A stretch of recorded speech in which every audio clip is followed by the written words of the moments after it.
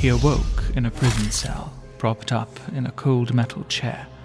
Darth Nyriss recognized Revan, and she needed to know how he broke free of the Emperor's control and what he was doing on Nathema. He'd endure constant torture and interrogation at the hands of Lord Scourge. Revan agreed with Scourge that he'll eventually tell them everything, but he'd make them work for it. Even when drugged, he still drew on the Force to endure the torment.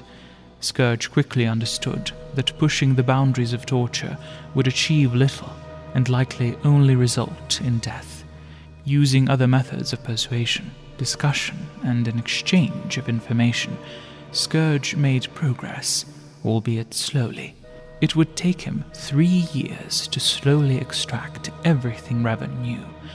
Nyriss had quickly lost interest in the prisoner, but Scourge became obsessed with him, with his strength, his connection to the Force. Over the span of 3 years, the two got to know each other quite well. The two gradually traded information to obtain the other's secrets. Eventually, Scourge shared his frustrations about Darth Nyriss not taking any action against the Emperor. 3 years ago, he agreed to take part in the conspiracy, but nothing changed since then. Revan stated that it is the nature of the dark side that prevents them from acting. To take down the Emperor, many Sith would need to be sacrificed for the greater good.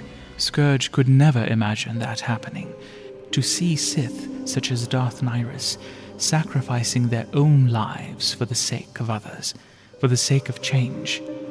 An individual like Revan was different.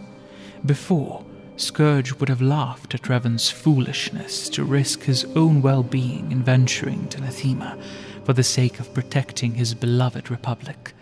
Revan had no clue what was waiting in the dark, and now he became a prisoner as a result. But at least he acted. He made the effort to change the future, to take a risk. Darth Nyriss and the others, on the other hand, still did nothing. And there, Revan saw an opportunity. To manipulate his captor, Revan lied to Scourge that he had a vision of his future, of freedom. Scourge did not believe him, but he was mostly unsure, for he had no experience or knowledge about Force visions. Sith like Scourge used the Force as a weapon and would never let themselves become open to its guidance and direction. Revan refused to tell Scourge the details. This way, Scourge would be thinking about his vision, about Revan, and hopefully he'd mistake a thought, a dream, for a vision of his own, telling him to side with his prisoner. Frustrated, Scourge left him in the isolation of his cell as punishment. For most prisoners, isolation would have been effective torture, but for Revan, it gave him time to attempt to reach out to Bastila, to at least let her know that he was still alive. He let the Force flow through him, focusing on the face of the woman he loved.